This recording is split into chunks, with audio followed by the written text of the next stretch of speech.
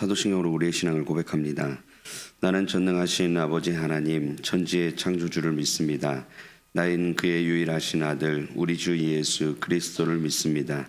그는 성령으로 잉태되어 동정녀 마리아에게서 나시고 본디오 빌라도에게 고난을 받아 십자가에 못 박혀 죽으시고 장사된 지 사흘 만에 죽은 자 가운데서 다시 살아나셨으며 하늘에 오르시어 전능하신 아버지 하나님 우편에 앉아 계시다가 거기로부터 살아있는 자와 죽은 자를 심판하러 오십니다. 나는 성령을 믿으며 거룩한 공교회와 성도의 교제와 죄를 용서받는 것과 몸의 부활과 영생을 믿습니다. 아멘. 우리 찬송가 191장 찬양하겠습니다. 찬송가 191장 내가 매일 기쁘게 함께 찬양하겠습니다. 찬송가 191장입니다.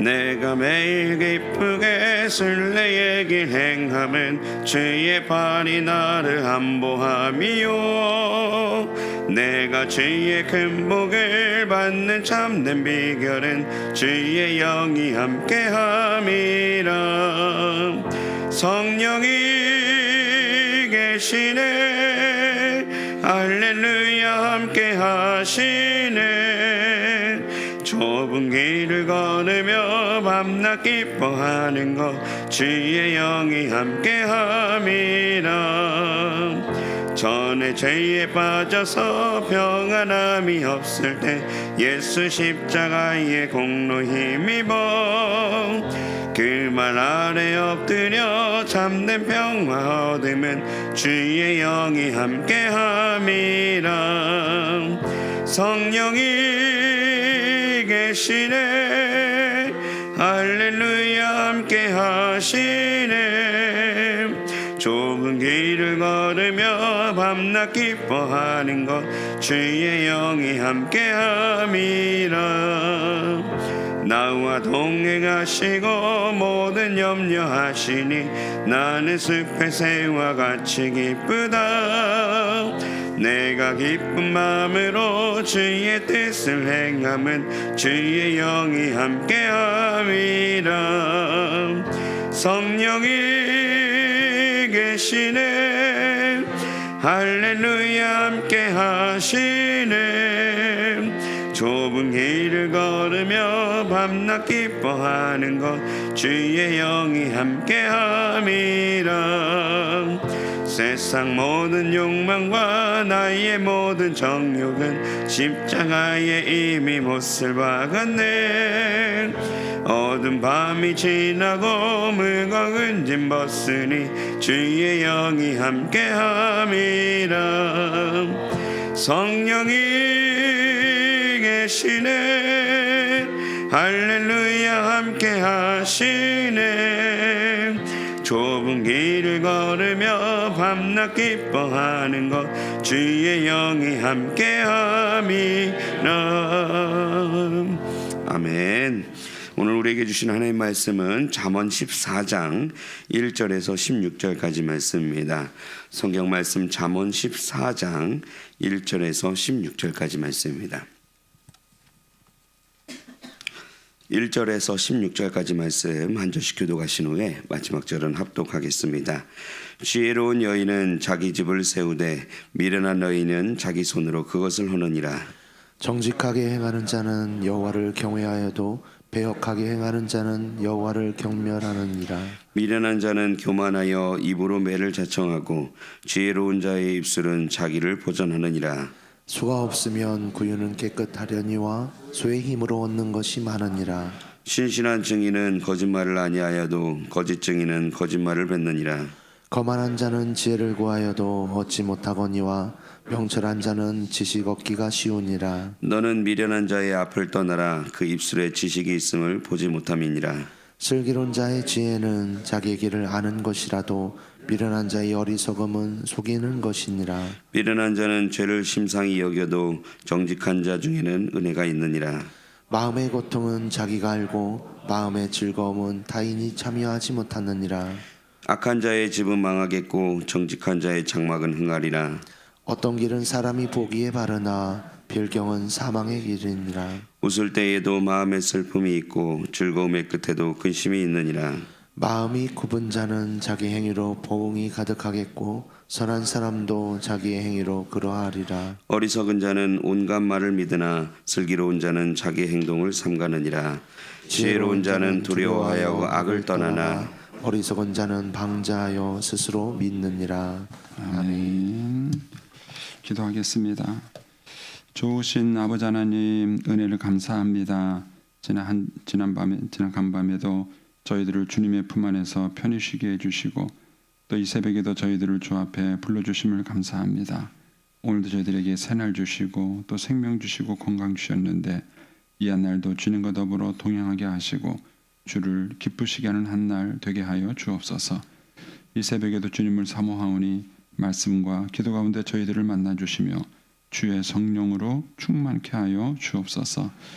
주님께 11조 예물과 또 감사 예물, 또 일천변들 예물, 또 사랑의 연탄 후원금을 드립니다. 하나님 아버지 믿음으로 또 순종으로 감사함으로 드리는 예물을 주님이 기뻐 받으시고 약속하신 하늘의 복과 땅의 복으로 충만하게 채워 주옵소서. 주의 은혜로 종의 가정들을 형통케 해주시며 그 자녀들을 축복하여 주옵소서. 예수님의 이름으로 축복하며 기도하옵나이다. 아멘. 이 새벽에도 주의 은혜와 축복이 함께 하시기를 축원합니다. 이제 오늘 1절 말씀에 보시면 이제 지혜로운 여인은 자기 집을 세우되 미련한 여인은 자기 손으로 그것을 허느니라 그랬습니다. 그 집이라는 것은 세워질 수도 있고 헐어질 수도 있다는 것을 알 수 있죠. 그 집은 저절로 되는 것이 아닙니다. 여기서 말하는 집은 눈에 보이는 집, 하우스를 말하는 것이 아니라 눈에 보이지 않는 집, 홈을 말하는 것입니다. 그래서 한 가정이 세워질 수도 있고 무너질 수도 있다 그러는 것이죠. 그런데 그것이 지혜로운 여인의 손에 달려 있다는 것입니다. 지혜로운 여인에 의해서 한 가정이 세워지기도 하고 또 한 가정이 무너지기도 한다는 것이죠. 그러면은 지혜로운 여인이 뭘까요? 어떻게 지혜로운 여인은 가정을 세워갈 수 있을까 하는 것이죠. 이제 이거는 이제 여러분들이 성경을 좀 더 폭넓게 이렇게 이제 묵상을 좀 이렇게 하시면서 이제 보셔야 되겠지만 이제 오늘 아침에는 이제 제가 받은 은혜를 같이 여러분에게 좀 나누겠습니다. 그러니까 이제 지혜로운 여인은 집을 세우지만 지혜롭지 못한 여인은 집을 헐 수 있습니다. 그런 이제 대표적인 것 중에 하나가 뭐냐면은요, 남편의 권위를 세우는가 무너뜨리는가 하는 거예요. 지혜로운 여인은 남편의 권위를 세웁니다. 남편의 권위가 세워지지 않고 가정이 세워질 수가 없어요. 그런데 이제 미련한 여인은 열심히 일을 해요. 가정을 위해서 수고하고 고생하고 열심히 일을 하지만 남편의 권위를 무너뜨려요. 결국은 가정이 무너지는 것입니다. 저는 이제 요즘 이제 우리 시대가 이제 민주화 시대가 되고 뭐 인권을 강조하는 이런 시대가 많이 조장이 되잖아요. 근데 이제 이런 시대에 철저하게 없어지는 게 뭐냐면 가정 안에서의 권위와 질서예요. 아이들을 통제할 수 없습니다. 무엇으로 아이들을 통제합니까? 이제 제 아내는 평생 제 권위에 도전해 본 적이 없습니다. 저는 아내하고 싸워본 적도 없지만은 아내가 그냥 제가 안 된다 그러면은 몇 번 얘기하다가 안 되면 저 나쁜 놈 그러고 그냥 이제 뭐 속으로 그러고 이제 해주는 거예요. 어쨌든 아내가 저를 도전하거나 싸우는 모습을 아이들이 한 번도 본 적이 없어요. 그러니까 저 아이들이 아빠한테 대든 적이 없습니다. 그래서 제가 이제 말씀을 드렸잖아요. 그 대학을 다닐 때 우리 딸 아이들을 한 번도 외박을 시켜본 적이 없어요. 근데 이제 우리 아들은 외박을 시켰어요. 왜 남녀 불평등하냐? 이제 그런데 어쨌든 그 문제를 가지고 아이들이 한 번도 저한테 대든 적이 없어요. 아빠가 안 된다 그러면은 그냥 안 되는 거예요. 안 되는 거 아니었어요. 그것이 가정 안에서 질서를 만드는데 굉장히 중요해요. 그래서 저희 집에서는 아이들에게 소리 지를 일도 없고 매를 휘두를 일도 없었어요. 그냥 아빠가 안 되면 안 되는 거예요. 아빠가 안 되면 안 되는 것입니다. 물론 그 아빠도 노력을 많이 했습니다.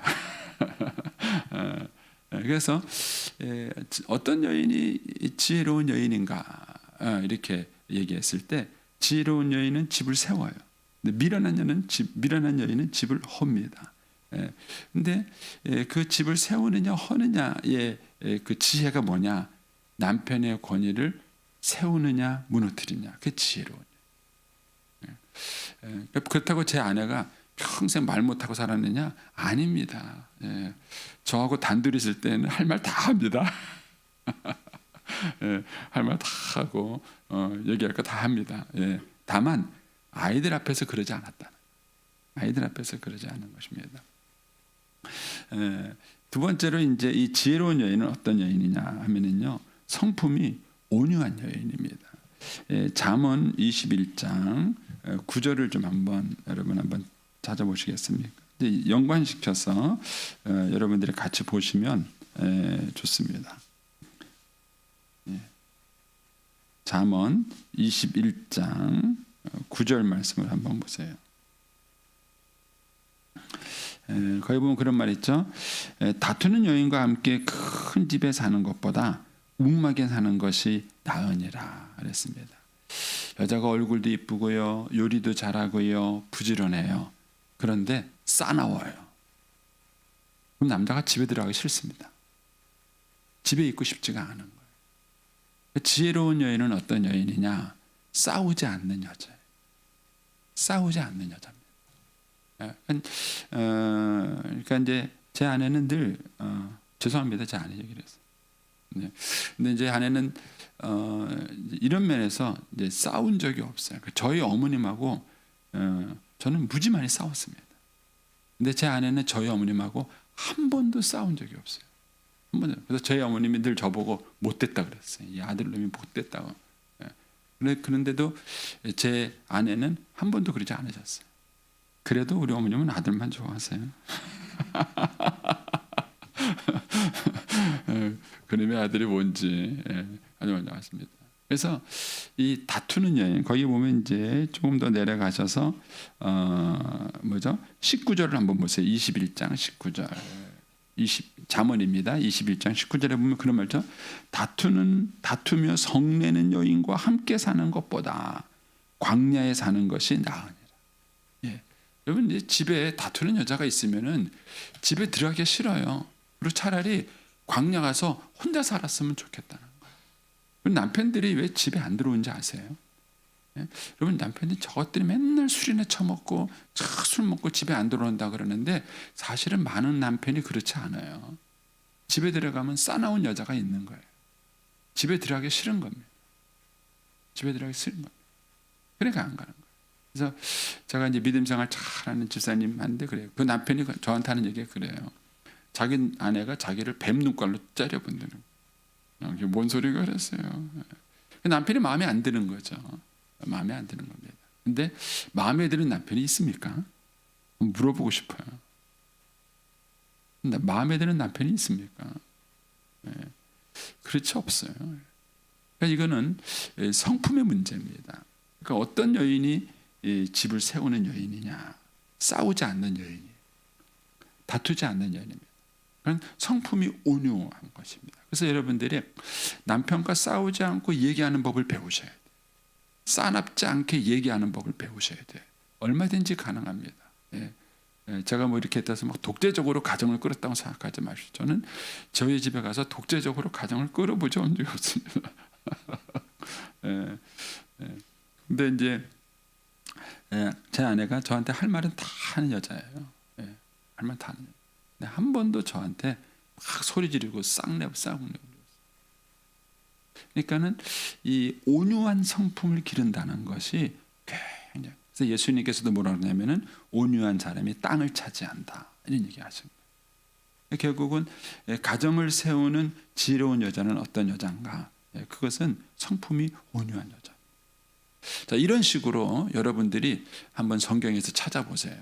대체 지혜로운 여자가 어떤 여자인가? 그리고 그 지혜로운 여자가 어떻게 가정을 세워가는가? 어떻게 집을 세워가는가? 미련한 여자는 어떻게 가정을 허물어 가는가? 어떻게 집을 망가뜨리고 있는가? 이런 것들을 여러분들 성경 말씀과 여러분의 삶, 여러분 주변만 이렇게 둘러보셔도 아세요. 조금만 여러분들이 성경적인 시각을 가지고 이렇게 주변을 둘러보시면은 저 사람은 참 지혜로운 여자구나. 저 사람은 참 미련한 여자구나. 이거는 열심히 일하는 것과는 관계없어요. 저희 어머님은요 정말 부지런한 여자였어요. 얼마나 부지런한 여자. 그런데 우리 아버지는 싫어하셨습니다. 그래서 여러분들이 이 성경에서 말하는 지혜로운 여자의 지혜가 뭔가, 그리고 그 지혜를 가지고 어떻게 가정을 세워가는가 하는 것입니다. 이제 저는 이제 어제 아침에 이제 요 1절 말씀이 참 저한테는 은혜가 많이 됐어요. 저는 참 위로가 많이 됐는데, 이 지혜로운 여인이 집을 세운다면 집을 세우거나 할 수 있는 힘이 여인에게 있는 거예요.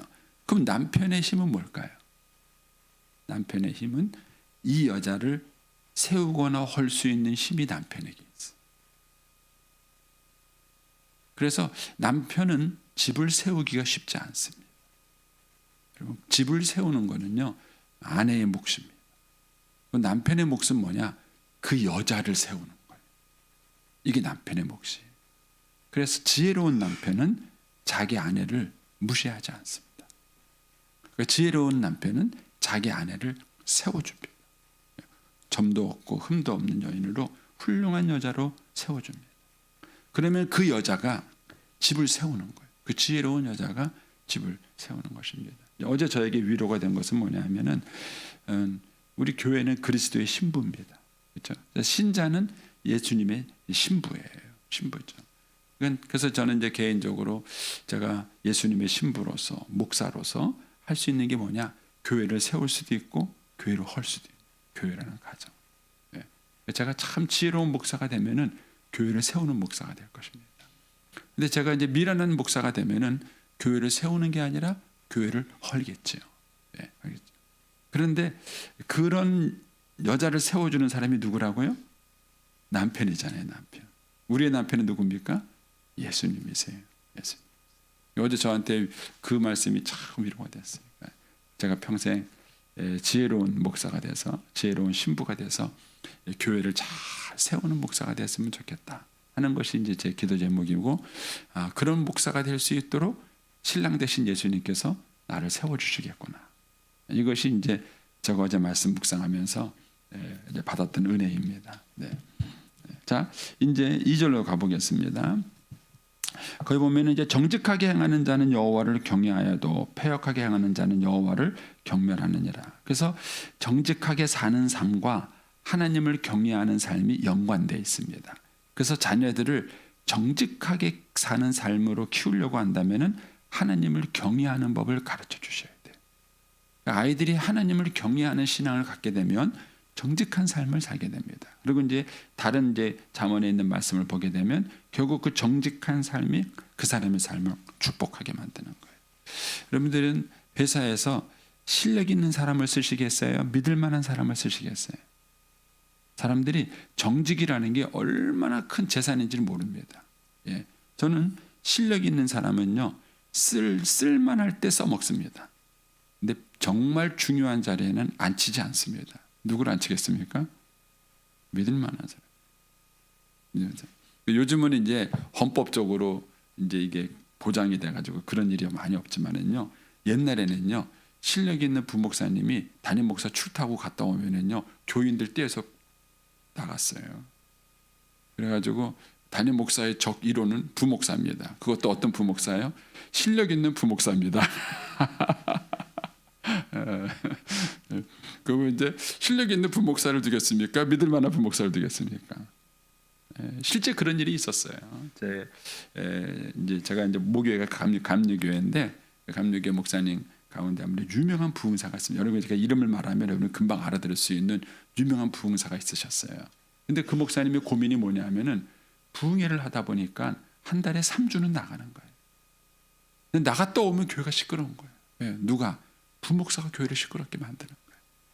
그러다 갖고 이분이 제가 있던 모교회의 목사님이 은퇴하시는데 그 목사님을 자기네 교회 원로 목사님으로 모시고 갔어요. 부목사보다 원로 목사가 훨씬 믿을 만하다는 거예요. 믿을 만하다는 거예요.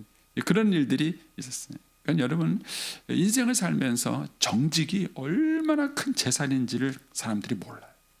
영어 수학만 재산인 줄 알아요. 영어. 근데 어떤 이미지가 딱 저 사람, 이 사람 믿을 만한 사람, 뭐든지 맡길 만한 사람, 이런 이미지가 있느냐? 쟤는 실력은 있지만 믿지 못할 놈. 이런 이미지가 있느냐는 거예요. 어떤 이미지가 있느냐는 거예요. 여러분 세상을 살아가면서 이 정직한 성품을 가지고 누군가에게 믿을 만한 사람이 된다는 것은 엄청난 거죠.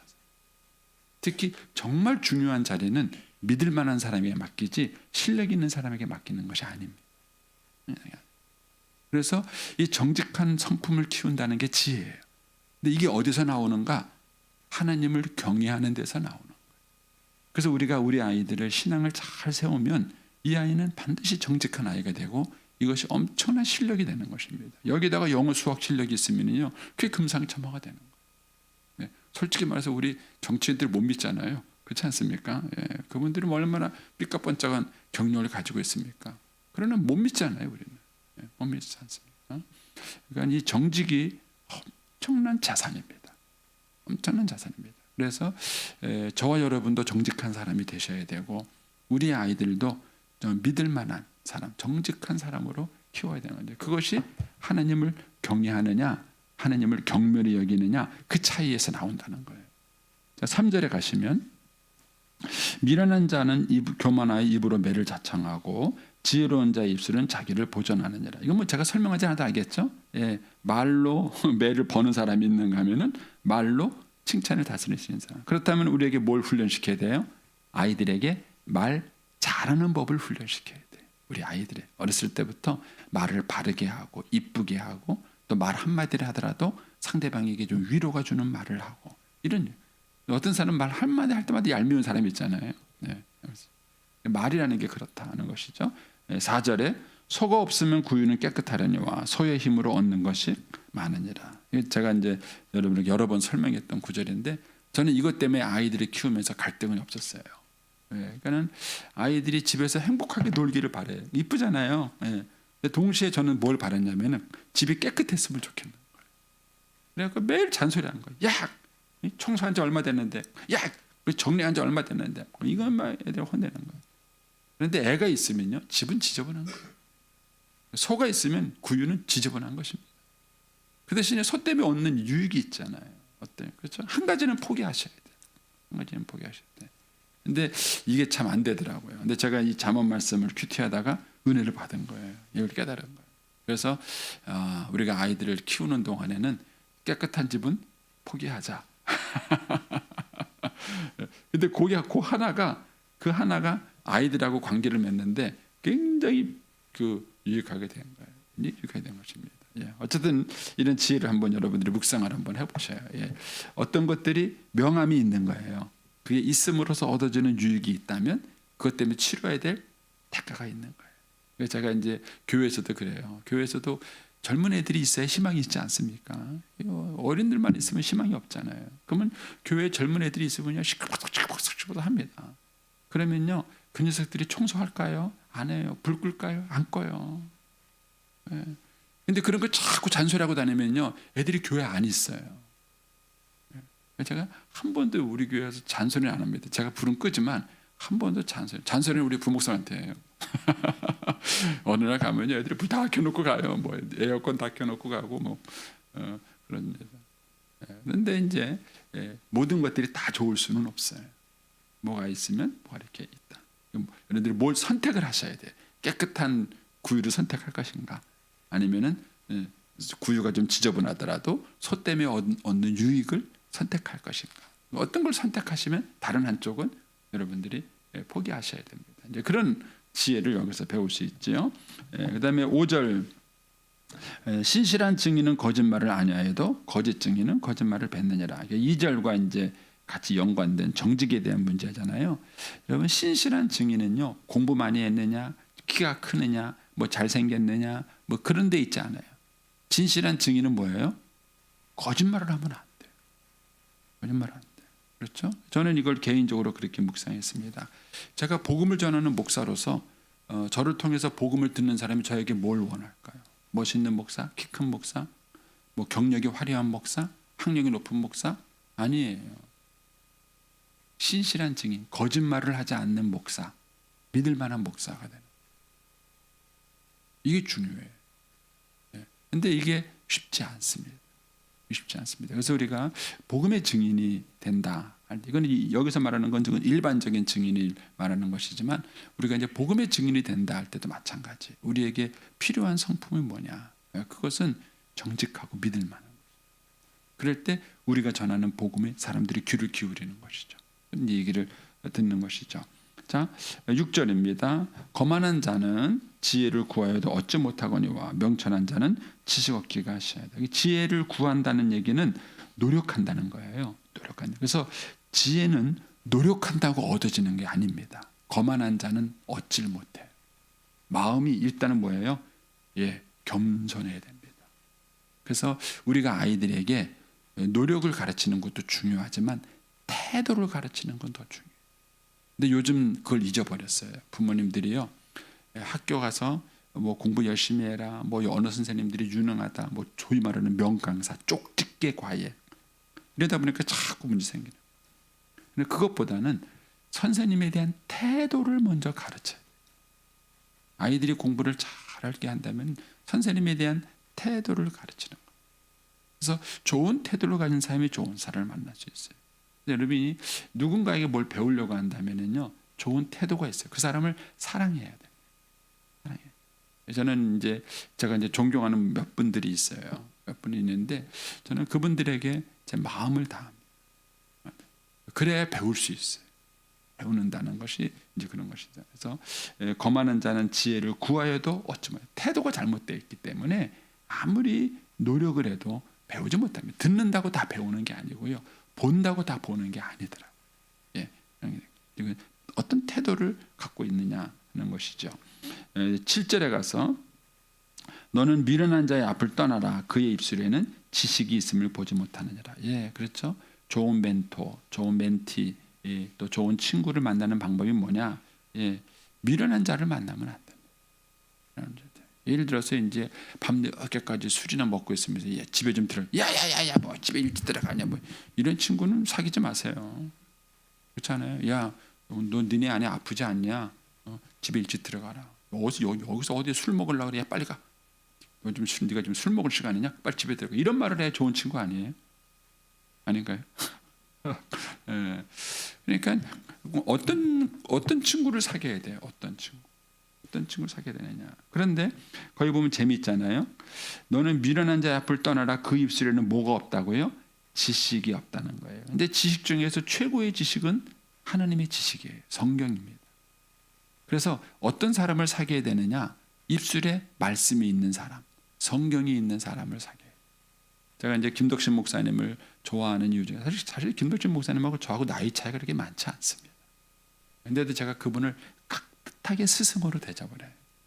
근데 그분을 만나면은요, 90%는 성경 얘기만 하세요. 세상 돌아가는 얘기는 뭐 이런 얘기 절대 안 해요. 근데 어떤 목사님 만나면요, 축구 얘기, 뭐 무슨 정치 얘기, 뭐 만나고는 시간 내내 그런 얘기만 하시는 분이 있어요. 별로 재미없으세요. 여러분, 지식이 있는 사람을 만나셔야 돼요. 근데 어떤 지식이냐? 하나님 말씀에 대한 지식이 최고의 지식이에요. 그래서 그런 사람들을 가까이 하고 그런 사람들하고 얘기를 하고 그래야 배워요.